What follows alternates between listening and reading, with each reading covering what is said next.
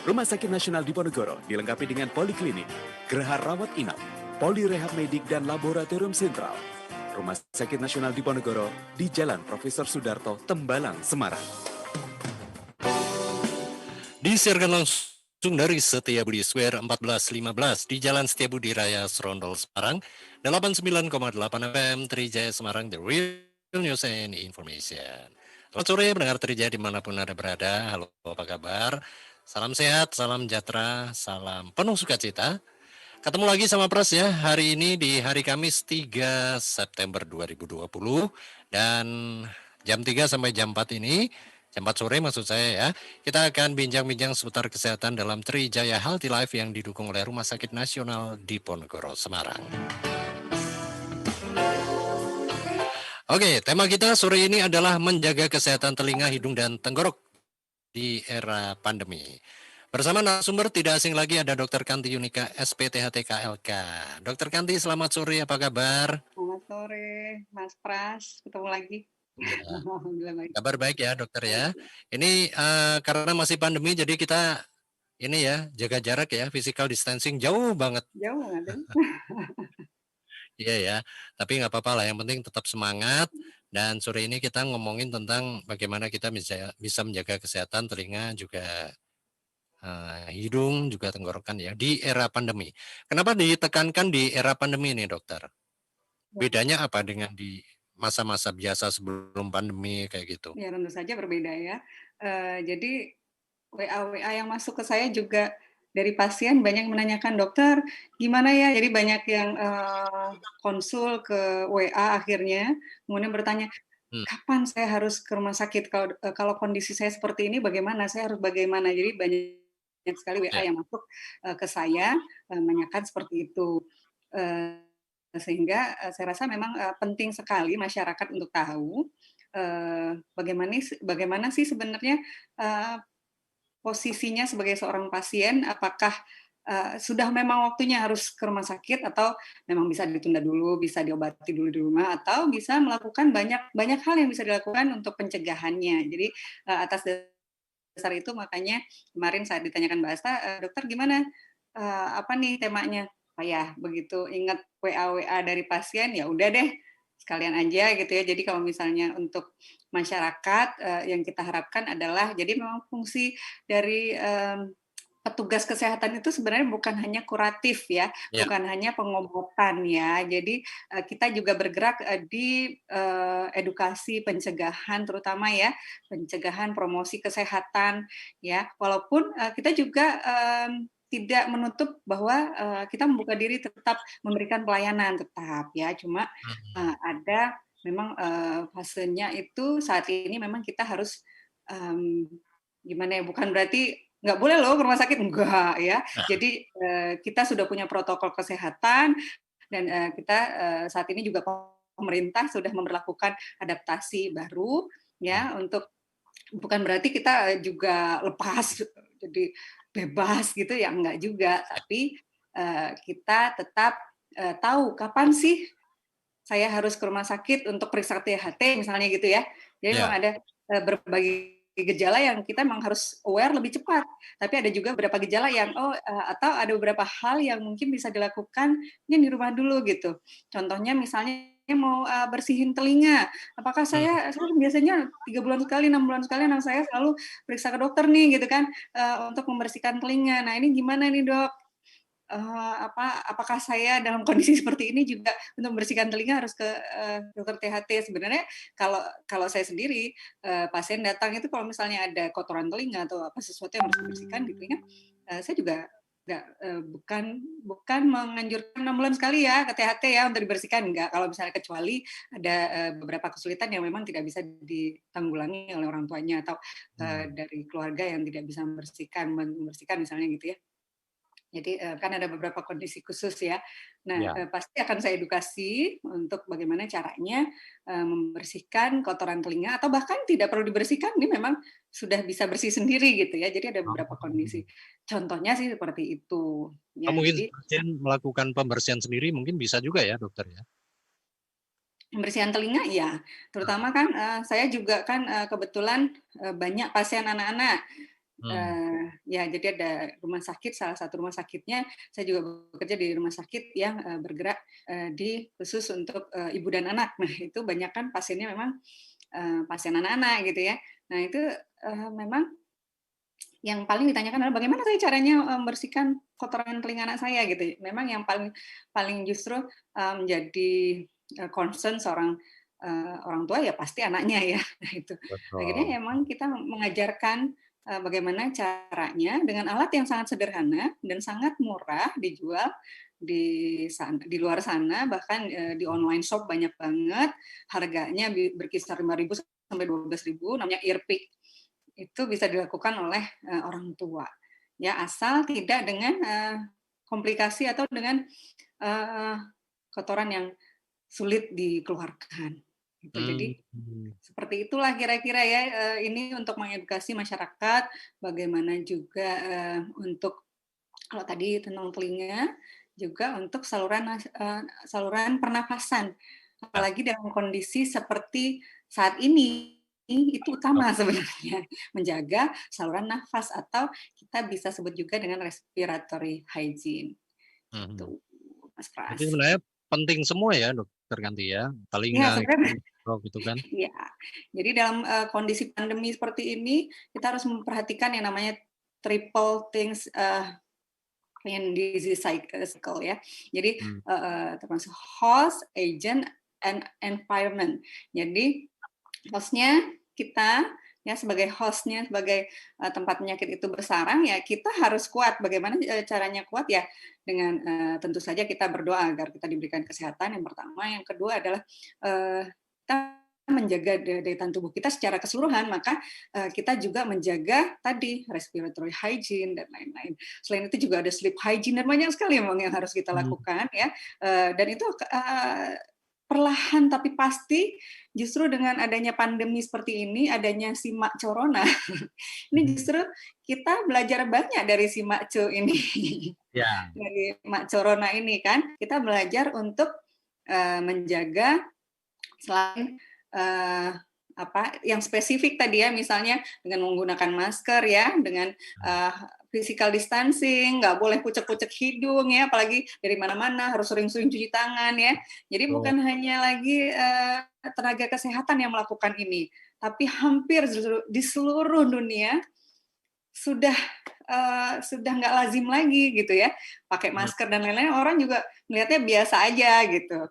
Jadi kalau dulu mungkin kalau saya pakai masker kemana-mana itu karena melindungi dari UV gitu kan ya. Nah sekarang, tapi itu pun masih orang ngelihat juga, Merasa ngapain aneh sih gitu ya. pakai masker kemana-mana gitu kan ya. Nah kalau sekarang udah biasa aja. Padahal ada juga di beberapa negara yang Mhm. masyarakatnya yang rutin memang udah pakai masker, kayak di Jepang gitu. Ya. Kalau kata suami saya yang udah lama di Jepang, itu memang sudah rutin pakai masker, itu hal yang sangat biasa bagi mereka, sehingga Mhm. memang dalam kondisi seperti ini mungkin lebih mudah ya menggerakkan masyarakatnya untuk tertib, disiplin menggunakan masker. Selain Iya. itu tentu saja ya nutrisi, apa yang kita makan itu juga apa yang kita minum, apa yang kita makan itu juga sangat berpengaruh untuk kesehatan secara keseluruhan yang nantinya Nah. pastinya akan mempengaruhi untuk tadi nasal hygiene ya, untuk respiratory hygiene itu ya. Mungkin untuk tambahannya adalah dari kita adalah kayaknya dulu juga sudah pernah disampaikan ya waktu materi-materi saya sebelumnya itu Ya. nasal hygiene dengan mencuci hidung. Nah, mungkin dah sering ya. Mas Pras pasti ingat banget ya. Pasti. Ya, apalagi virus Heeh. ini, ya virus corona ini kan kita ketahui bersama bahkan sekarang bukan hanya droplet, tapi Oh, juga airborne gitu. airborne. Jadi, Oh. ya sebelumnya WHO bilang ini bukan airborne gitu ya, tapi saya sendiri sudah menerapkan ini mesti airborne. Ujung-ujungnya mesti dibilang airborne gitu. Itu memang dari awal saya bilang gitu. Jadi kalau misalnya ada, kenapa sih kok harus misalnya koas kenapa sih harus pakai masker berlapis-lapis juga, pakai N95 juga di THT ini airborne, saya bilang gitu. Tapi dia bilang, enggak kok, kata WHO, enggak. Tunggu aja tanggal mainnya, ntar lagi juga pasti dibilang airborne. Nah bener, kemudian bilang airborne gitu ya. Karena Iya. ya kalau dilihat dari karakteristik virus-virus semacam ini bukan hanya droplet tapi juga bisa airborne, apalagi dengan ukurannya yang sangat-sangat mikroskopis sekali. Iya, nggak terdeteksi sama mata biasa gitu ya, dokter ya. Pasti ya, jadi bukan hanya droplet, pastinya airborne Hmm, juga gitu ya. Cuma memang semua apa yang kita katakan, apa yang kita berikan pernyataan itu kan harus berdasarkan penelitian, harus berdasarkan dasar-dasar ilmiah yang kuat. Nah itu yang kita tunggu. hmm, Gitu. Cuma tetap harus berjalan yang namanya proteksi ya. dini, proteksi dari seluruh lapisan masyarakat yang diharapkan seperti itu. Jadi nggak boleh Hmm, lagi santuy nih ya. Yang namanya Semarang, kemarin data COVID positif ya, kasus ya. aktif ya. Kasus aktif itu beda dengan kasus COVID yang deteksi positif hari ini ya. Kalau misalnya dilihat dari DKK katanya menurun sih, ya menurun ya untuk positif pada hari-hari ini. Tapi untuk data secara keseluruhan, kalau dari data pusat memang dinyatakan meningkat. Walau nggak tahu apakah ini ada kesalahan data atau bagaimana. Tapi yang jelas kita ambil positifnya aja ya. Kita Ya. harus sama-sama tetap menjaga, saling menjaga, karena masker itu bukan hanya buat saya, bukan hanya buat Mas Pras, tapi buat semua Mas for all gitu ya. Jadi Ya. masker buat semua dan terbukti memang dari penelitian-penelitian ya yang sudah disounding juga oleh WHO bahwa masker ini cukup efektif gitu. Jadi kalau misalnya kita diminta untuk di rumah aja, memang 100% di rumah aja nggak mungkin lah ya. Mas Pras aja Nah, lari iya. lari kan ya. Terus lari dia ngurusin apa Ngurusin siaran siaran, ngurusin ya. Nah gitu rumah. kan. Mas Pras pakai ini nggak tadi masker ya kan, mau Oh, nggak mau tetap pakai pakai dokter. masker, kalau Kita enggak boleh promoin ketemu masker sama juga ya. nah Nah, tuh masker, kan, iya. aku harus dikirimin loh yang ada lambang Trijaya FM-nya Nah, ini sekalian ya, promo dokter. sekalian Nah, ini promo kan. nah, Nah, yang selain itu menarik. nanti Mas Pras pas pulang Nah, bisa tuh cuci hidung yang seperti yang sudah pernah saya anjurkan ke oh Mas ya, Pras ya. Jadi dan apa namanya, cuci hidung ini mungkin kalau pasien-pasien saya udah hafal tuh ya. Kalau udah yang hmm. namanya pilek gitu ya, alergi, nah mestilah nggak pernah lepas saya mesti meresepkan itu ya. Jadi bagian farmasi RSND juga udah hafal. Udah pasien dokter Kanti kalau misalnya ada pembelian NaCl itu ya udah paham kenapa kok beli NaCl gitu. Jadi Ya, dengan harga yang sangat murah ya. Jadi permasalahannya adalah di situ NaCl yang steril ya. Jadi memang yang di pelabot itu yang dicari NaCl 0,9% atau larutan fisiologis ya. Jadi ini pengantar lah ya kira-kira. Jadi kalau misalnya ada nanti pemirsa yang mau bertanya lebih lanjut bagaimana sih cuci hidung dan lain-lainnya, nanti bisa di kolom pertanyaan. iya. Kolomnya baca di sini dokter. Gimana? Ya, Nah, iya, baiklah. untuk pendengar Trijaya mungkin bisa konsultasi ke dokter Kanti ya seputar bagaimana kita bisa menjaga kesehatan telinga, hidung juga tenggorok di hotline interaktifnya Trijaya FM Semarang di WhatsApp atau di SMS. Nomornya sama, 0818 403 898. Via telepon juga boleh kalau pengen ngobrol langsung karena udah nggak sabar kali ya. Anda bisa di 02474658898. Nah, dua nomor itu bisa Anda pakai mengenai Trijaya. Nah, sambil menunggu pertanyaan dari Anda, saya lanjut nih ngobrol sama dokter Kari. Nah, di era pandemi sekarang nih dokter ya, kira-kira kalau memang situasinya mendesak, pasien harus ke rumah sakit, apa yang harus dilakukan pasien lebih dulu sebelum sampai ke rumah sakit? Tentu saja protokol kesehatan sebelum datang ke rumah sakit, ya harusnya sudah persiapan ya, sudah Ya. menghubungi lewat telepon ya, karena kita kan sekarang ya bukan hanya telepon ya, tapi ada juga bisa lewat apa namanya aplikasi. Udah banyak Ya. ya rumah sakit yang menggunakan aplikasi, bisa lewat telepon, bisa juga untuk penderitanya sendiri mungkin ya. Penderitanya punya gejala semacam COVID ya, terutama THT ini gejala-gejalanya kan memang ke arah sana ya, batuknya, nyeri tenggoroknya ya, terkadang nyeri otot yang mengikuti dari nyeri tenggorok, batuk dan misalnya anosmia atau hilang penciuman gitu ya, ada gangguan penciuman itu juga bisa karena itu adalah salah satu gejala COVID. Tapi memang dari pernyataan atau penelitian dari WHO yang terbaru, dari data yang terbaru memang menyatakan bahwa ada pola khusus untuk pasien COVID ini ya.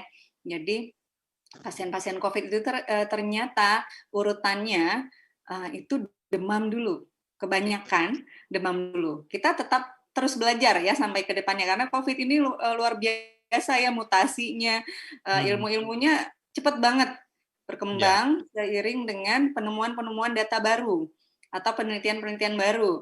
Nah, untuk saat ini yang diketahui adalah tadi polanya adalah demam, kemudian baru batuk atau disertai pilek atau ya, jadi nggak mesti pilek juga. Setelah batuk, nyeri otot ya, batuk atau nyeri tenggorok tadi. Kemudian nyeri otot atau terasa lemas gitu ya. Nah, ini yang menarik Kemudian nyeri otot nih dokter. Biasanya yang dirasakan oleh penderita itu seperti apa sih dokter? Nyeri otot di bagian mana? kayak nggak enak gitu nyeri di bagian ya di ototnya gitu ya, Hmm. hampir mirip dengan gejala influenza sebenarnya. Ya, Oh, jadi banyak virus-virus di pernafasan biasanya dia akan menyebabkan nyeri otot ya, atau hmm. malaise kita sebutnya. Nah, itu jadi rasa nggak enak badan. Nah, itu kan biasanya Ya. kan merasa ya ototnya juga ngerasa nggak nyaman gitu ya. Kemudian setelah itu baru disertai bila ada nanti mual muntah. Kemudian Oh, bisa disertai juga diare. Itu bisa terjadi. Itu data terbaru dari WHO menyebutkan seperti itu urutannya. Jadi demam dulu. Sedangkan influenza itu biasanya batuk dulu, ya. kemudian baru demam. Cuma terkadang tumpang tindih juga gitu ya. Kadang Hmm. barengan. Nah, tetap aja hati-hati. Cuma ada sih pola yang ditemukan seperti itu.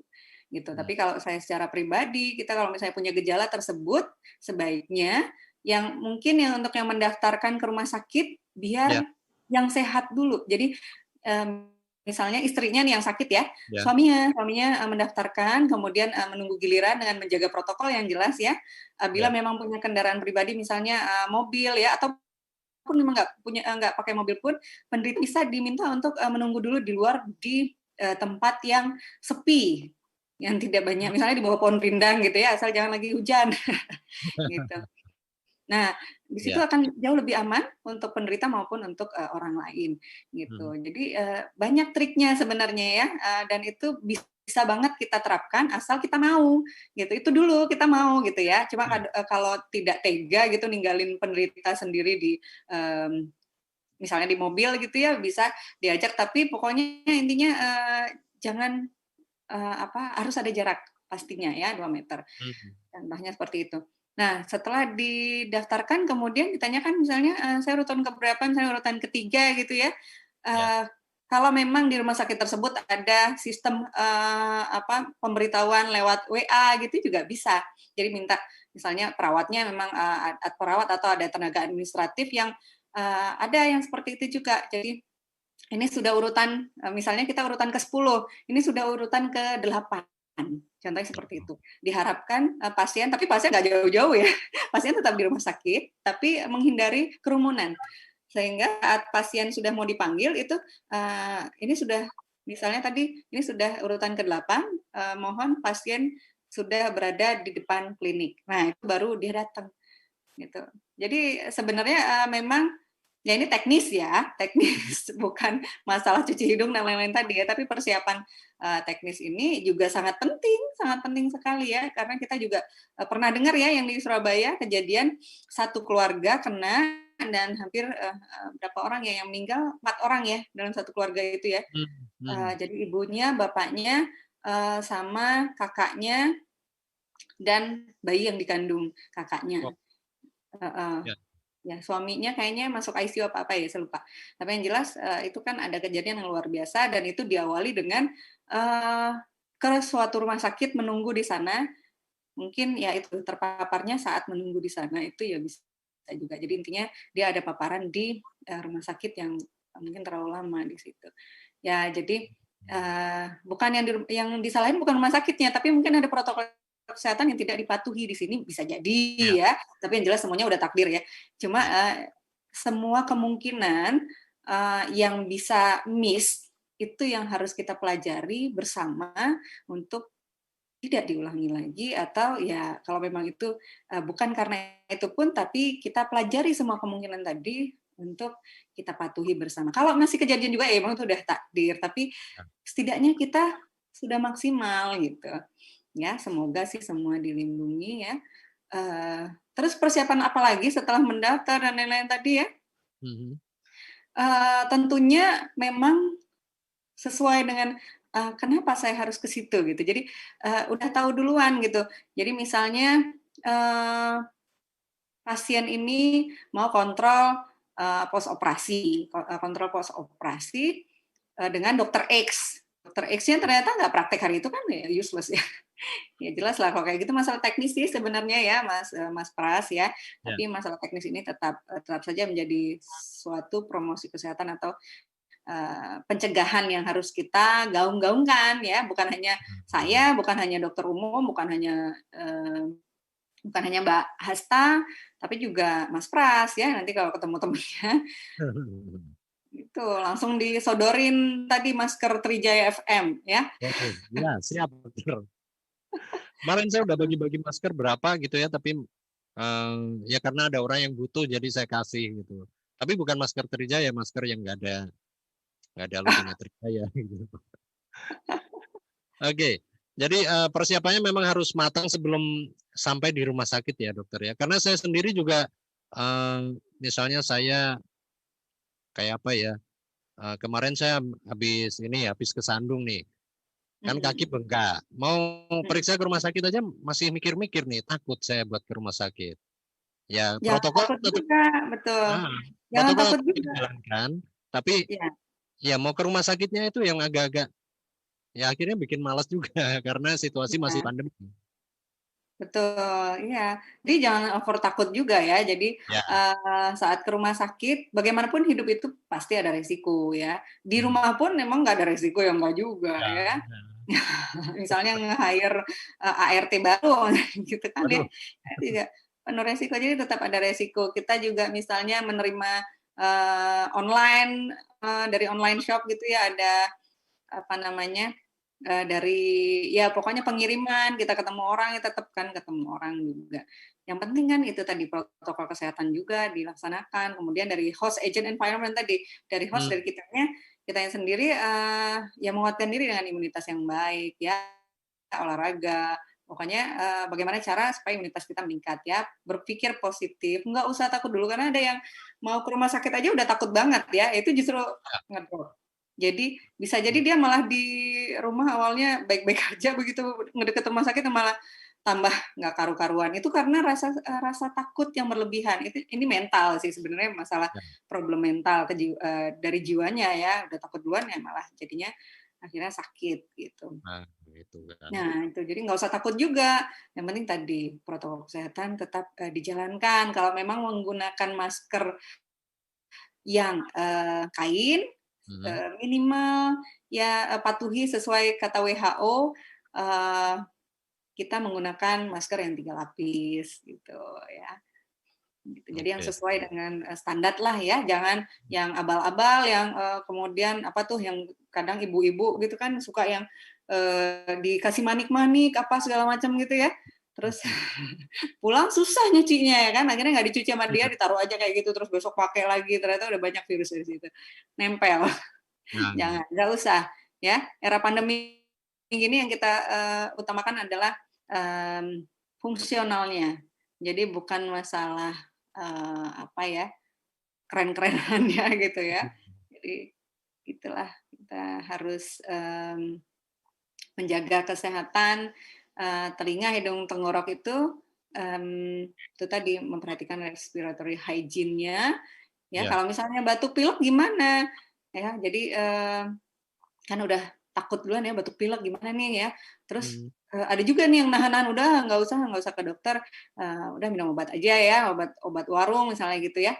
Kemudian sampai, ternyata, sudah lebih dari 3 hari nggak membaik juga, telinganya mulai, berdenging, mulai nggak nyaman lah ya. Nah, ini tanda-tanda infeksi bisa jadi sudah ke telinga. Ya. Dan ini, penata laksanaannya nanti akan jauh lebih berat kalau dibiarin aja.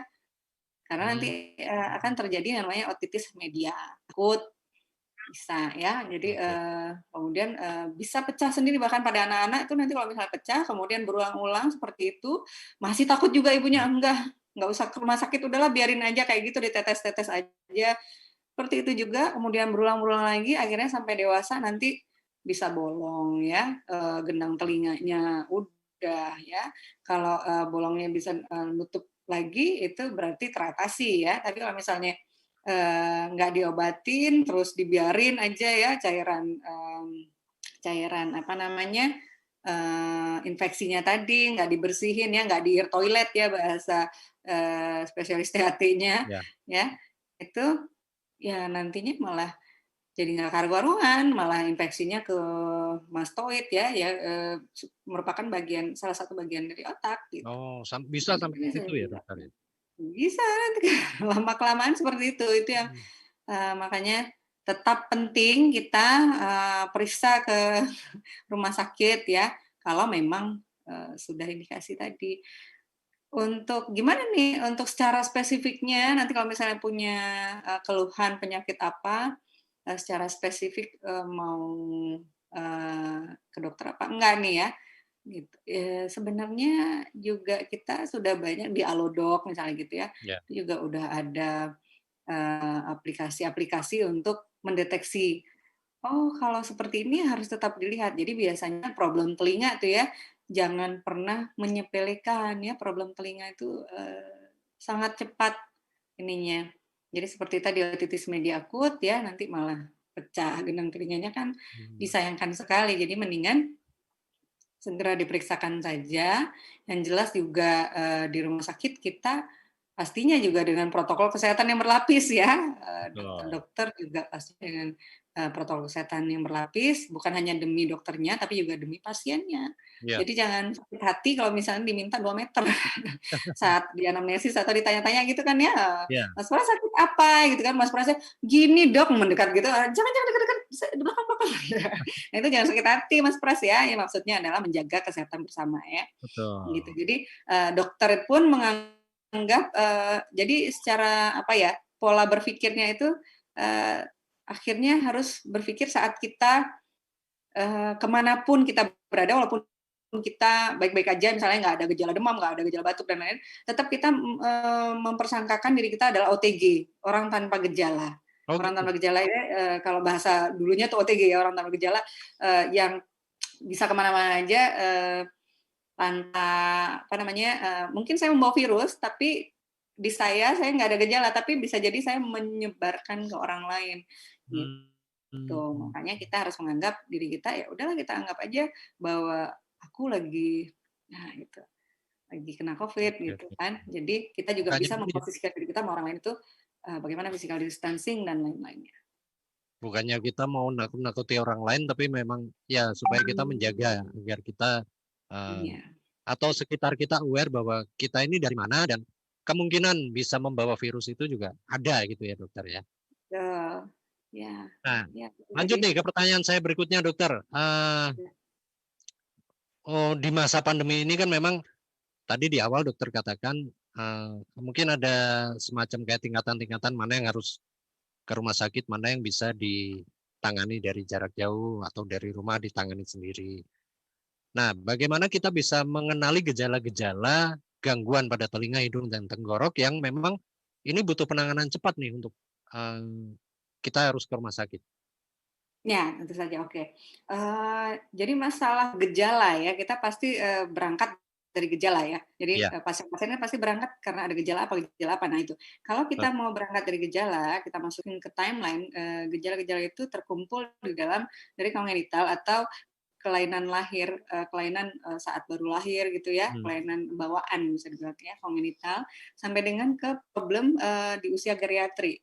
Jadi kalau kita susun secara timeline ya, timeline dari bayi lahir gitu ya sampai dengan usia dewasa, tua, geriatrik, kemudian ada juga problem psikis. Nah oh, itu, dari timeline itu yang mana yang harus dibawa dengan segera, tentu saja sesuatu yang emergensi, itu yang pertama. Sesuatu yang emergensi adalah ya memang membutuhkan karena ini life saving. Jadi pastinya ya harus segera gitu ya. Jadi misalnya pasien-pasien dengan laringomalacia, jadi seperti seperti organ pernafasannya itu belum, jadi saat lahir belum siap gitu ya. Jadi kayak masih nutup, gitu, belum matur, belum mateng. Nah, itu kan menimbulkan gejala pernafasan, bayinya jadi nafasnya tersengal-sengal ya. Kemudian kalau minum tersedak ya, jadi minum ASI juga tersedak, minum apapun tersedak. Kemudian ini bisa mempengaruhi tumbuh kembangnya juga. Tentu saja ini adalah kasus yang harus segera diatasi ya.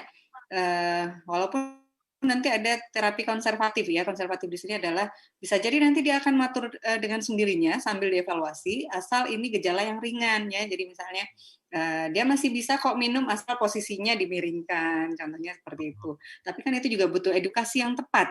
Jadi sebaiknya tetaplah datang ke spesialis. Itu yang kongenital. Kemudian beranjak lagi ke masalah infeksi. Infeksi misalnya pada anak-anak, contohnya pada bayi ya, bayi baru lahir atau pada anak-anak usia kurang 5 tahun ya terutama ya, ada terjadi infeksi di sana di saluran nafas yang menyebabkan dia sesak, dia batuk, dia pilek gitu kan ya. Dan itu kita bisa melihat ini sesuatu yang nggak biasa adalah yang pertama memang anaknya misalnya nggak ada alergi. Ya kalau anak alergi kadang bisa ya bersin-bersin, sering bersin ya, kemudian melernya warnanya kalau bersinnya itu atau melernya itu, pileknya itu warnanya jernih, ya, jernih, memang sering gitu ya, warnanya jernih, udah gitu bapak ibunya memang punya riwayat alergi. Bisa jadi ini pasien hanya alergi ya, jadi masih lebih aman lah ya. Kalau memang mau diobati itu masih bisa lah kita lewat aplikasi, bisa lewat WA aja dulu bagaimana sih caranya ya. Ya contohnya misalnya bila perlu dibersihkan dengan cuci hidung, bila anak sudah bisa bekerja sama untuk bisa dicuci hidungnya, cuci hidung, kemudian dikasih spray steroid juga bisa ya, yang disemprot langsung ya. Kemudian nanti Itu dievaluasi. yang saya pakai itu yang spray. Yang spray gitu ya. Ya. Jadi oke. Nah, misalnya contohnya seperti itu. Tapi kalau misalnya ternyata dievaluasi 3 hari kok jadi nafasnya tambah nggak karu-karuan, terus melernya jadi warna kuning gitu ya. Jangan-jangan memang infeksinya sudah infeksi bakteri gitu ya. Jadi bukan hanya alergi nih, mungkin dia memang alergi, ada alergi kan ya. Tapi kemudian ditumpangi memang ada infeksi lain, infeksi misalnya infeksi bakteri gitu. Nah, ini yang perlu penanganan. Maka nanti dokternya juga mungkin lewat aplikasi misalnya ditanyakan atau lewat WA langsung ke dokternya, dan pasti dokternya juga akan mengatakan, "Ya sudah, kita lihat." Biasanya seperti itu, ya. Jadi karena untuk peresepan antibiotik dan lain-lainnya, itu kalau misalnya lewat WA aja sepertinya kurang etis ya. Betul. Jadi memang harus datang gitu. Nah, tentunya misalnya tadi ya kasusnya pada anak gitu ya, memang dijadwalkan kalau bisa memang terjadwalnya itu paham ini nanti jam berapa yang kira-kira pasien bisa masuk gitu ya. Jadi intinya sih tidak berjubel gitu ya di klinik itu karena kita nggak tahu siapa yang di sana positif. Iya, Ya, benar. kita asumsikan aja kan semua orang positif misalnya seperti itu kan ya. Tapi juga jangan over takut ya. Ada pasien positif pun asal ya itu tadi kita menjaga diri dengan benar. Baik. Gitu. Oke, dokter ganti kita break dulu, tapi ini juga sudah ada beberapa pertanyaan dari para pendengar kita yang mau konsultasi sama dokter, tapi kita rehat sejenak ya.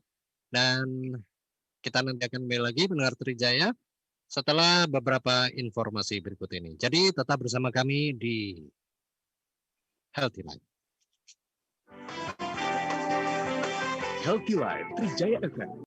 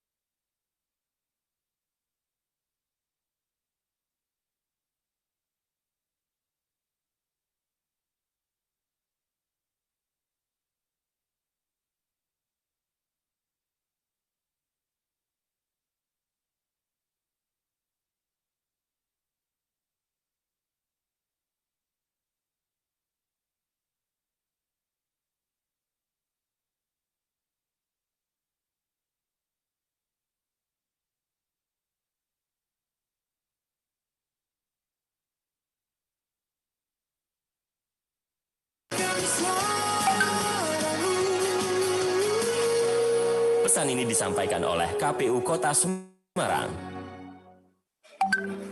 Hai Sa, akhirnya ya jadi juga kita meet up di cafe ini. Iya nih, padat banget kerjaan kantor, Riz. Itu si Denny. Denny! Hai gengs, sorry ya telat gue. Gue lagi cari informasi kampus nih buat sepupu gue. Sama dong, adik gue pengen kuliah di kampus berkelas nih. Tapi kalian tahu dong, di sini mahalnya ampun deh. Nah, gue tuh kepikiran di UKSW Salatiga. Ini lagi buka websitenya. Tepat banget. Gue ngerasain sendiri gimana kuliah di kota Salatiga. Suasananya internasional. Akreditasi kampusnya juga udah A dengan 57 jurusan. Biaya hidupnya hemat. Lingkungan kampusnya juga adem banget sama nyaman. Oh iya, lo kan alumni. Kalau kerja sama UKSW dengan perusahaan gimana, Sa? UKSW banyak nih bekerja samanya dengan perusahaan dalam dan luar negeri juga. Setelah lulus, ada job fair yang diikuti lebih dari 50 perusahaan yang rata-rata ngerekrut lulusan UKSW. Gak tanggung-tanggung loh, setahun ada 3 kali event job fair, bahkan database kita sebagai alumni juga lengkap terekord di unit Satya Wacana Karir dan Alumni Center UKSW. Cocok deh, gue mau telepon adik gue sekarang biar daftar ke UKSW Salatiga. Seneng deh ketemu kalian, thanks ya. Pendaftaran mahasiswa baru UKSW Salatiga diperpanjang sampai dengan 19 September 2020 secara online di www.admisi.uksw.edu. Informasi lebih lanjut hubungi nomor telepon 0811 27 03 kali 49. Ini mahal, ini nggak jelas keterangannya. Ini kok malah murah banget ya? Bener nggak ya? Duh, malah jadi bingung nih. Lagi apa sih, Nit? Kok kayak bingung gitu? Ini loh nyari obat, kok malah membingungkan. Masa obat kok murah banget harganya? Bener nggak ya? Itulah, Nit. Makanya jangan beli obat sembarangan, apalagi lewat online. Lebih baik kamu langsung beli obat di apotik atau toko obat yang resmi. Kalau beli obat keras harus pakai resep dokter. Hati-hati penawaran online dari sumber dan keaslian yang tidak jelas. Beli obat dan vitamin secukupnya. Dan jangan lupa cek klik atau cek kemasan label, izin edar, dan kadaluarsanya. Lagian kalau beli online itu banyak resikonya nih. Karena identitas penjual tidak jelas, sehingga tidak ada jaminan keamanan dan mutu obat. Bahkan bisa jadi obatnya ilegal dan palsu. Belum lagi resiko kalau dapat obat rusak dan kadaluarsa atau bahkan ilegal atau palsu.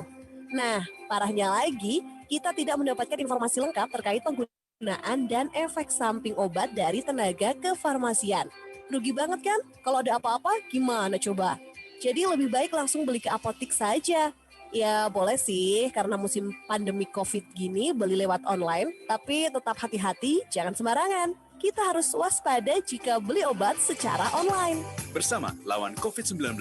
Pesan ini disampaikan oleh Balai Besar Pengawasan Obat dan Makanan di Semarang, Jalan Sukun Raya nomor 41A, Banyumanik, Semarang. Telepon 024 761 2324 atau WA di 0812 25 69 4252.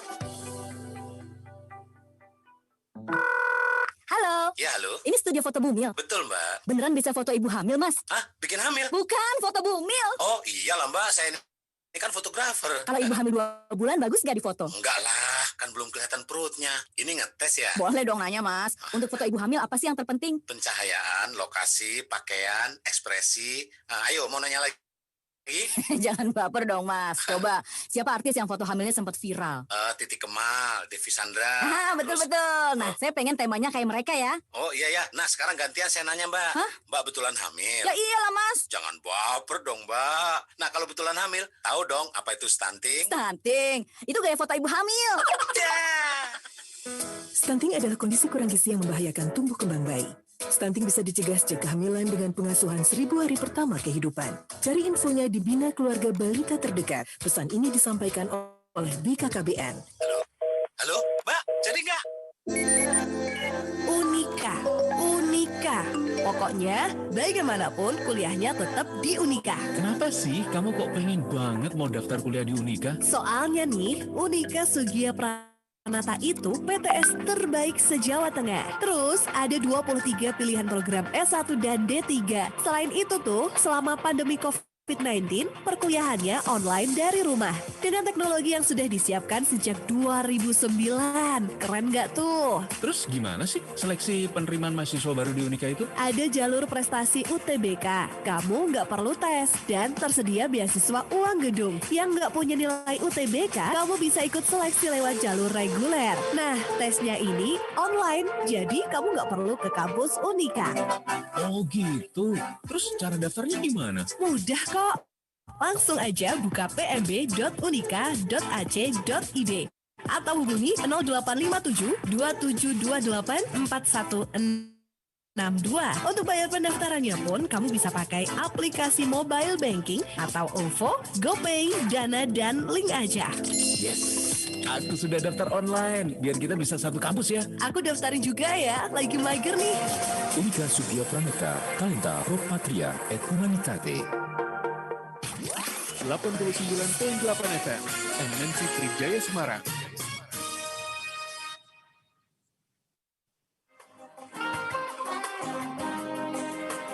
Healthy Life Trijaya FM bersama Rumah Sakit Nasional Diponegoro. Rumah Sakit Nasional Diponegoro dilengkapi dengan poliklinik, geraha rawat inap, polirehab medik dan laboratorium sentral. Rumah Sakit Nasional Diponegoro di Jalan Profesor Sudarto, Tembalang, Semarang.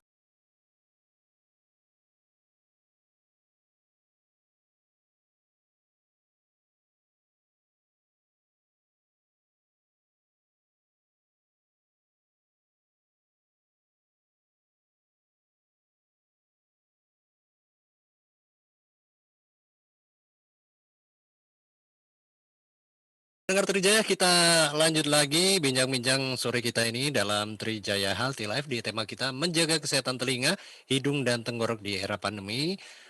Masih bareng saya Pras, juga narasumber kita Dr. Kanti Yunika SPTHTKLK. Baik, Dr. Kanti, ini kita lanjut ngobrol ya. Ini sudah ada beberapa pertanyaan dari para pendengar kita.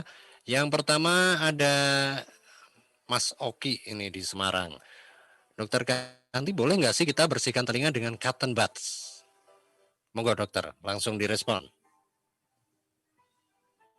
Ya, pertanyaan yang sangat-sangat sering nih ditanyakan ya. Boleh nggak dengan cotton bud ya?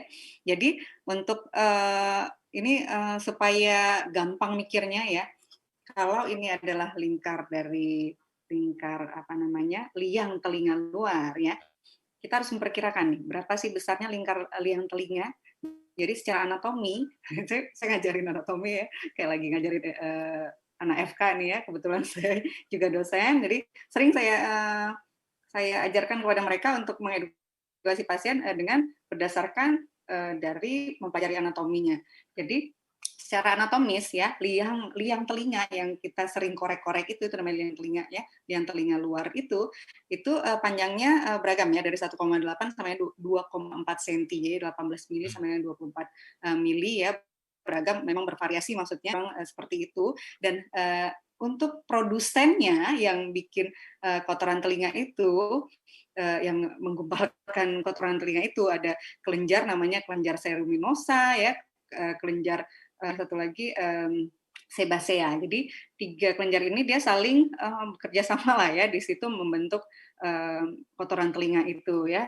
Jadi nanti akan menentukan apakah dia jenisnya yang keras, yang lunak ya, atau yang bagaimana di situ. Dan di sana juga ada sebenarnya ada silia. Silia itu jadi seperti rambut-rambut tipis, rambut-rambut kecil di telinga kita yang sebenarnya dia juga fungsinya adalah membersihkan. Jadi seperti dia saling dorong, tek tek tek tek. Nah, seperti itu nanti kotoran itu juga sebenarnya harusnya tidak menumpuk, kecuali kalau tadi ada suatu ketidakseimbangan di kelenjar tadi ya. Kemudian tadi ya lebarnya berapa sih? Ya, ini untuk menentukan apakah available nih masuk cotton bud tadi. Ya, karena apa? Karena tadi ya sepertiga luar, sepertiga dari 1,8 sampai 2,4 cm berapa? Kalkulator. Jadi sekitar 0,6 atau 6 mili sampai 8 mili. Berapa sih? Kira-kira segini kali ya? Ada nggak? Nyampe 1 ruas jari ya, yang jelas ya. Itu sebenarnya produsen utamanya di situ. Ya, jadi yang paling banyak hanya di sekitar hanya segini aja.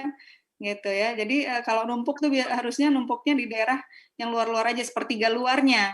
gitu, Ya. yang pars cartilaginosa, yang pars bagian tulang rawannya, itu yang banyak kelenjar-kelenjar seminosanya. Nah, di situ dia produsennya di situ ya. Nah, jadi harusnya membersihkan telinga kan pastinya mengeluarkan itu tadi, yang di sepertiga luar tadi ya. Nah, problemnya adalah kalau kita menggunakan cotton bud, apalagi cotton bud tersebut besar, bisa dibayangkan ya, kalau lebarnya, kalau ini ya panjangnya ke dalam. Kalau ini tadi yang saya bilang adalah diameternya, diameter masuknya, ya. Kalau tadi memenuhi, walaupun dia cuma hanya sepertiga luar ya, dari panjang CAE, panjang liang telinga luar, kalau sudah produksinya di sana agak banyak, ya, dengan cotton bud yang mungkin yang besar ya, yang besar kemudian malah akhirnya mendorong ke dalam, jadi ke bagian tulang, bagian sisanya tadi, bagian dalam itu jadinya nyumbat, kemudian akan bisa di ujung sana kan ada gendang telinga. Nah, di gendang telinga itu nanti biasanya dia nempel di gendang telinga, numpuk di sana dan akhirnya nyeri. Begitu. Ya, lagi ke pertanyaan, gunakan cotton bud tetap boleh, tapi dalam kondisi apa? Kalau emangnya baru dibersihkan sama dokter Kanti di klinik misalnya gitu ya, kemudian di rumah gatel kayaknya yang besar ya, memang betul-betul udah tahu, emang udah bersih gitu ya. Saat itu juga membersihkan ya, ada masalah. Tapi sayangkan cotton bud yang buat baby aja, buat bayi aja, gitu ya, yang kecil aja, ya bisa dibayangkan ya. Nanti kalau ke liang telinga itu menggerakkan yang cotton bud baby kan masih bisa ke kanan ke kiri ya, masih bisa muter-muter ya. Nah itu kan pertanda memang diameternya masih cukup luas. Ya, kalau pun ada produksi kotoran telinga di sana, ya dalam notabene bahwa tidak full ya, tidak yang obsturan. Obsturan itu yang udah penuh banget, walaupun dia memang nggak pernah bersihin telinga, nggak pernah ngorek-ngorek pakai apapun, jadi dia stay aja sih di luar ya, nggak terdorong ke dalam, sehingga dia juga nggak ngerasa sakit, nggak ngerasa apa-apa gitu. Cuma kalau pas mandi kerasa aja kayak ada yang nyumbat gitu aja sih gitu. Tapi kalau saya gini-gini kan denger lagi, itu tandanya kemungkinan tadi kotoran telinga tadi ya. Kemudian kalau memang tidak nyumbat, baru boleh dibersihkan tadi ya. Bisa bayangin ya kalau misalnya cotton bud yang kecil yang untuk baby itu bisa membersihkan, jadi kayak ditarik-tarik gitu. Dan itu hanya sekitar nggak lebih dari 1 ruas jari begitu. Ya, kemudian untuk pertanyaan itu sudah jelas ya. Jadi sebenarnya boleh. Bagaimana tahunya apakah itu menyumbat atau tidak? Apakah itu kotoran telinganya sudah menyumbat atau tidak? Bagaimana tahunya gitu kan, bingung ya. Tadi yang saya bilang ada namanya alat earpick, EARPICK. Silahkan diketik sekarang di HP Anda, silahkan di search nanti bentuknya kayak apa. Bentuknya jadi semana ya kira-kira. Jadi dia ada pendarahan. Oh, saya ada contohnya. Sebentar saya ambilkan 1 menit. Oke, ya. Oke, berarti earpick ya. Earpick itu kayak buat ngambil kotoran telinga. Setahu saya earpick itu kayak ada senternya gitu, ada jadi. Nih. Nah, benar kan ada senternya ya dokter ya? Senternya, ya. Ini coba lihat ya. Tuh. Kan dimasuk dia berpendar tuh, ada cahayanya. Ini alatnya murah sekali, ya. Bahkan ada dijual grosir katanya 2.500-an. Pas saya minta mahasiswa saya, coba deh kamu cari yang kayak gini, ya. Saya nggak nyebut merek apa, tapi yang jelas ini banyak sekali memang biasanya untuk membersihkan telinga bayi, ya. Jadi ini ada tiga piece, ada yang kecil ini yang buat telinga bayi gitu ya. Terus ada yang buat dewasa. Tapi saya selalu memilih untuk telinga itu memang butuh presisi yang baik dan apa ya. Jadi memang harus teliti banget milih alat-alat buat telinga ya, karena kita butuh. Ini nggak boleh runci, nggak boleh macam-macam deh. Tapi yang jelas, yang paling kecil saya milihnya, tapi tidak tajam. Ini tidak tajam, gitu. Jadi aman sekali. Dan tadi masuknya nggak ada 1 ruas jari. Nah ini, ya. Jadi ini bisa kita melihat apakah ada kotoran. Kalau ada kotoran penuh apa enggak? Oh ya, bahkan juga bisa untuk membersihkan telinga sekalian, gitu. Asal nggak penuh. Kalau penuh agak susah pakai ini tetap. Ya, jadi kalau penuh dan kasusnya kalau sudah terdorong ke dalam kalau sudah lebih kira-kira lebih dari 1 ruas jari jangan coba-coba deh ya. Pakai ginian pun tetap nanti takutnya malah nyeri. Dorong ya. Kalau udah ada tanda-tanda nyeri dari kotoran telinga, jadi kalau kotoran telinganya penuh dan ada tanda-tanda nyeri pada telinga, kemungkinan Ya. besar itu sudah nutup sampai menuhin ke depan gendang telinga. Jadi yang menyebabkan nyeri adalah dorongannya ke gendang telinga. Gitu. Baik. Nah, dilanjut ini pertanyaan dari Bapak Tanju. Pak Tan ini menanyakan telinga sebaiknya bagaimana membersihkannya, berapa hari sekali. Tadi gimana membersihkannya udah diajarin ya sama dokter Kaki. Nah, berapa harinya sekali ini dokter? Berapa hari sekali ya? Berapa hari sekali yang jelas secara normal ya kalau kita mau membersihkan telinga tentunya yang kita bersihkan itu jangan sampai terlalu sering. Kalau terlalu sering, kenapa? Karena di sana kita tahu ada epitel. Kalau epitelisasi belum selesai, jadi epitelisasi itu sekitar 5 sampai dengan 7 hari, ya bervariasi memang, tapi sekitar itu. Kalau epitelisasi itu belum selesai, terus kita sering korek-korek, minimal nanti kita gatal-gatal, sering gatal malah. Karena apa? Terjadi dia bridging yang berulang yang tidak selesai-selesai gitu. Iya. Ya. Jadi ada pembentukan seperti kulit lah, seperti misalnya di kulit kita kena apa? Misalnya kena pisau gitu ya, tergores pisau gitu. Saat dia mau penyembuhan kan dia malah gatal. Karena ada goresan gitu ya. Jadi seperti ada gatal. Jadi ada yang dia harus bridging, tapi reaksinya itu bikin gatal. Malah justru seperti itu. Karena gatal akhirnya dikorek lagi. Dikorek akhirnya infeksi. Infeksi akhirnya iya macam-macam. Gitu. Jadi berapa lama sekali kalau memang pembersihan yang mungkin tadi ya membutuhkan adanya pembersihan yang benar-benar heboh gitu ya sekitar ya itu tadi 1 minggu ya. Heboh di sini bukan berarti pakai apapun boleh enggak ya, misalnya tadi menggunakan earpick atau menggunakan cotton bud yang kecil. Jadi yang tetap baby tadi ya. Yang baby aja, yang baby. Dan jadi itu juga sebaiknya sudah dideteksi dulu nih dengan lampu ini. Oh oke, ini misalnya kotoran telinga nggak nutup ya udah langsung aja sekalian gitu ya. Nanti masih ada kayak kadang kan ada yang agak cair gitu ya. Kotoran telinganya dibersihkan pakai cotton bud. Terus ada juga yang ngeluh gini nih, kadang sering pasien. Dok, saya setiap habis mandi mesti gatal, jadi pasti saya urek-urek setelah itu. Jangan. Jadi pakai cotton bud yang kecil aja tadi, kemudian nyet-nyet. Tahu ya nyet-nyet ya? Nyet-nyet kan begini, kalau misalnya diurek-urek kan begini ya. Ini dinyet-nyet. Nah, ini luar biasa di bahasa Jawa. Kenapa? Tekan tapi agak pelan. Ya, dinyet-nyet, ditekan-tekan gitu aja. Dicek, cek gitu aja. Di tempat yang gatal. Udah, itu palingan lembab aja.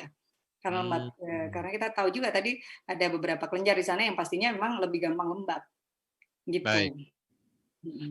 Oke, gitu ya Pak Tan ya, udah jelas. Dilanjut ini waktu kita udah jam 4, tapi nggak apa-apa dihabisin pertanyaannya dulu ya dokter ya. Ya, oke. Ya. Selanjutnya ada Ibu Hesti di Serikaton Semarang. Kalau anak-anak batuk, demam, apa perlu diperiksakan ke dokter? Saat ini ngeri loh dokter kalau saya ke RS, kapan waktu yang tepat untuk periksa ke dokter?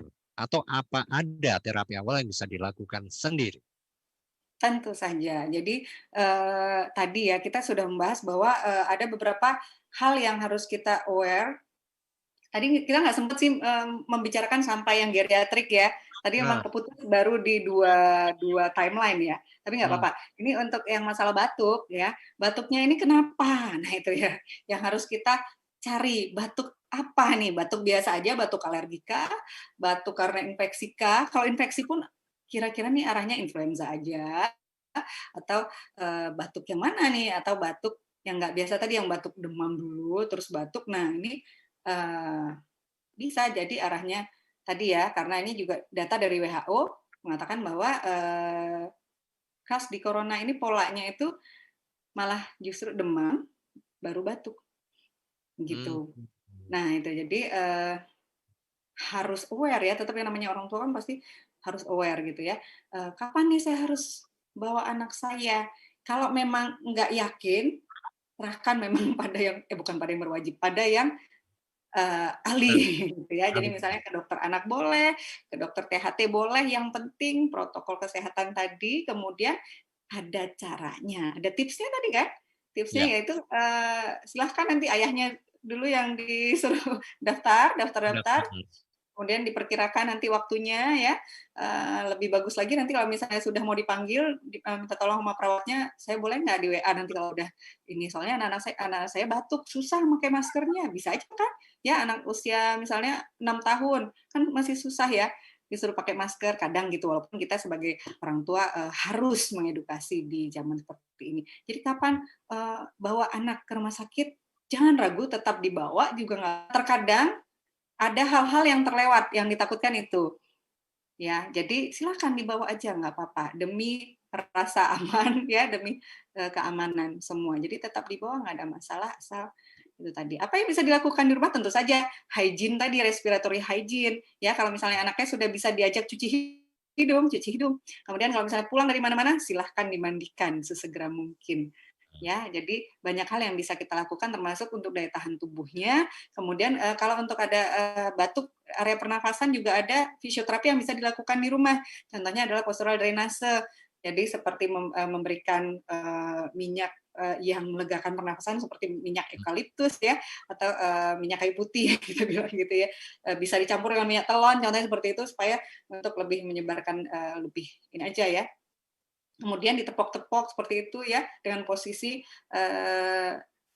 sama lah setidaknya minimal kepala sama badan sama ya. Harusnya sih memang seperti sujud gitu ya, paru atas tuh berada di bawah, paru bawah berada di atas gitu. Harusnya seperti itu posisinya untuk postural drainase. Tapi bisa juga dengan cara seperti itulah. Kadang anak-anak juga kan capek ya, kita sendiri aja capek dengan posisi seperti itu sehingga posisi yang tadi juga nggak ada masalah. Kemudian ditepok-tepok di daerah punggung, ya bukan di tengahnya tapi di daerah parunya gitu. Ya jadi ada fisioterapi tertentu ya. Jadi untuk minyak-minyak esensial oil juga terkadang membantu untuk pernafasan ini lebih lega gitu. Itu juga bisa diusahakan di rumah. Jadi banyak hal yang bisa dilakukan. Tapi kalau ragu, silahkan langsung datangi rumah sakit terdekat. Ya, apalagi dalam era pandemi seperti ini jangan main-main. Jadi harus aware. Oke, udah jam 4 lewat. Gak apa-apa dok, ini masih ada 2 lagi, tapi ini kaitannya sama hidung ya. Yang berikutnya ada Bapak Gani di Semarang. Bagaimana mengetahui hidung itu alergi? Karena kalau hirup dikit aja debu-debu atau lihat sarang laba-laba langsung bersin. Itu dari Pak Gani ya. Lalu dari Ibu Rahel, hidung saya, hidung kalau sinusitis, ini sebabnya apa dokter? Nah, udah 2 ini dokter. Oke, yang tadi mendeteksi alergi ya. Alergi apa dulu ya? Alergi ngelihat orang ganteng. Mendeteksinya tinggal lihat Mas Pras gitu kan ya. Bohong. Nah, jadi kalau misalnya alergi, biasanya kalau ini berhubungan dengan rinitis alergika, alergi pada hidung ya contohnya ya. Gampang ya memang saat misalnya baru bangun tidur sering bersin-bersin seperti itu ya, kemudian hidung bumpet gitu, kemudian keluar pileknya biasanya warna putih jernih, bening. Jadi dan itu memang sering terjadi terutama setelah bersin-bersin ya. Jadi memang pola alergi begitu. Kapan ngebedain dengan infeksi? Biasanya infeksi kalau itu infeksi virus juga warnanya terkadang bening dulu nih ya, keluar bening dulu gitu ya. Tapi biasanya dia hanya satu waktu, jadi nggak setiap hari, nggak sering kayak gitu. Tapi kalau penderita alergi biasanya memang sering seperti itu, terutama bila menemukan sesuatu misalnya tadi bersih-bersih, kemudian ketemu sarang laba-laba ya menandakan udah banyak debunya, misalnya contohnya seperti itu ya, dan kemudian bersin-bersin, kemungkinan besar itu adalah alergi ya, dan biasanya ada beberapa tanda juga di mata, misalnya ada allergic signer, jadi ada kayak kehitaman gitu di bawah matanya, kemudian ada allergic salute, jadi karena dia sering begini-begini, biasanya pada anak-anak itu kan sering gini-gini tuh, nah ini kemudian ada hitam juga di sini, gitu. Jadi salah satunya tandanya itu. Kemudian pertanyaan kedua adalah sinusitis, penyebabnya apa? Banyak sekali penyebab sinusitis, terutama dengan adanya sering batuk pilek, tidak diatasi, karena itu satu mukosa nih sebenarnya sama mukosa hidung ya, makanya sekarang bukan lagi sinusitis, disebut dengan rhinosinusitis sekarang. Jadi rhinosinusitis, rhino itu menunjukkan infeksi pada hidung, kemudian sinus yang ada di dalam pipi ya, kemudian di antara mata. Kenapa? Rhinosinusitis. Rhino. Rhinosinusitis, jadi Oke. penyebutannya adalah Saya rhinosinusitis. larinya ke arah badak, soalnya kalau ngomongin Rhino ini masih larinya ke badak gitu. Iya, iya, betul ya. Jadi sebenarnya rhino itu juga artiannya adalah ke arah hidung tadi. Bahasa Oh, apa ya? mungkin Bahasa cula Sanskerta, itu ya? bahasa apa ya? Ya, rhinosinusitis jadi sekarang gitu. Oke. Kalau rhinologi adalah ilmu yang mempelajari masalah perhidungan gitu kan ya. Mhm. Termasuk tadi karena dia satu mukosa dengan sinus ya rhinosinusitis karena dia mempengaruhi dari mukosa hidung kemudian mempengaruhi mukosa sinus. Apa penyebabnya? Tentu saja apa yang terjadi di mukosa hidung kemudian bisa terjadi di mukosa sinus juga gitu ya. Dan beserta dengan organ-organ perantaranya di sana. Jadi termasuk adalah di situ ada pintu sinus, di mana kalau pintu sinusnya nanti nyumbat karena infeksi di hidung, juga bisa mempengaruhi ke arah sinus. Akhirnya terjadi sinusitis. Alergi pun juga bisa, karena alergi pun bisa menyebabkan pembengkakan pada mukosa hidung, kemudian juga ostium atau apa namanya tadi pintu sinus dan lain-lain yang ada di situ. Ya, jadi banyak hal yang bisa menyebabkan hal tersebut. Jangan lupa cuci hidung, seperti yang sudah saya sampaikan tadi. Bagaimana cara cuci hidung? Sudah banyak juga di YouTube. Jadi silahkan Oke. dicari bagaimana caranya cuci hidung. Tulis aja di situ cuci hidung atau irigasi nasal. Irigasi Irigasi nasal hidung ya. atau irigasi nasal bisa, atau Baik. langsung cuci hidung. Udah banyak Hmm. ini videonya ya. Nanti kalau memang masih kerasa apa ya sinusitisnya memang terasa gejalanya mengganggu ya sudah pasti ya silahkan kunjungi rumah sakit terdekat terutama ke RSND Ya. kan disponsori oleh RSND. Oke, nah ini kebetulan juga nih untuk pendengar Trijaya yang menyaksikan siaran kita melalui YouTube-nya Trijaya Semarang, karena ini disiarkan langsung juga dokter di YouTube. Langsung aja habis ini selesai kita ngobrol, search aja ya di situ cuci hidung. Nah, jadi bisa langsung dilanjut dari habis kita Iya, ngobrol, Anda pengen caranya bisa langsung ngerti. betul. Baiklah dokter, karena kita udah korupsi waktunya udah cukup banyak ini. Betul. Kita akhiri ya ngobrol kita. Tapi sebelum saya tutup, mungkin ada pesan-pesan nih buat pendengar Trijaya, Dokter Kanti. Silakan. Ya, pesan-pesannya tentu saja nggak jauh-jauh di era pandemi ini. Kita harus memperhatikan 3 hal tadi, host, agent, dan environment. Maksudnya di sini adalah host adalah manusianya, kita sendiri untuk menjaga diri kita sendiri dan menjaga lingkungan kita, menjaga orang lain dengan menggunakan masker, protokol kesehatan, dan lain-lain, dan tentu saja nutrisi yang baik.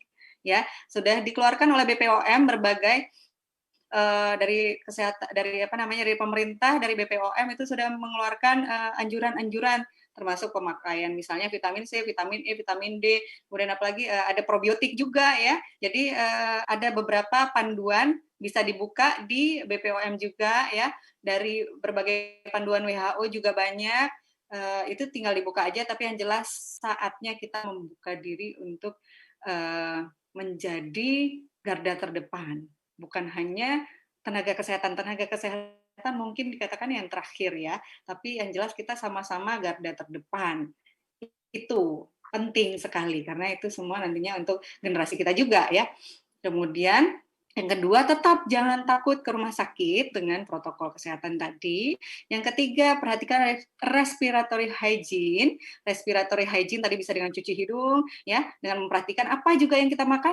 Misalnya, jangan terlalu yang dingin-dingin, jangan terlalu yang berminyak, ya, seperti itu. Dengan tidak menurunkan prospek dari para penjual gorengan, tapi tetap diperhatikan juga bahwa memperhatikan apa yang kita makan, itulah apa jadinya kita gitu ya. Jadi misalnya ya tadi jangan terlalu banyak makan gorengan-gorengan yang contoh seperti tadi ya atau yang terlalu dingin seperti itu ya. Jadi ini yang harus kita jaga bersama-sama. Itu dari host, agent, dari coronanya sendiri. Mari kita doakan kalau semuanya mendoakan semoga benar-benar bisa lenyap. Kemudian untuk environment-nya lingkungan juga kebersihan lingkungan terutama nih ya terutama ventilasi ini juga sudah ditemukan bahwa ternyata faktor ventilasi ini sangat penting. Jadi ventilasi misalnya di rumah buka semua jendela, semua pintu di pagi hari gitu ya, masuk cahaya matahari dan lain-lain. Kemudian di ruang kerja juga sama ya, sebisa mungkin untuk ventilasi kita itu terjaga. Jadi lingkungan kita itu harus punya atmosfer yang bagus. Termasuk misalnya yang di rumah hobi punya kolam koi atau kolam kalau saya kolam bawal, kolam apapun misalnya contohnya seperti itu, hobi tanaman silahkan dikembangkan karena itu mempunyai energi yang positif buat kita. Mari kita bangun bersama-sama, bukan hanya 1-2 orang tapi semuanya. Semoga semua pandemi ini kita akhiri bersama. Oke. Amin. Ini catatan buat kita semuanya pendengar Trijaya. Jadi apa pesan yang disampaikan oleh Dr. Kanti ini jangan sampai dilupakan karena ini pesan penting apalagi di masa pandemi ya.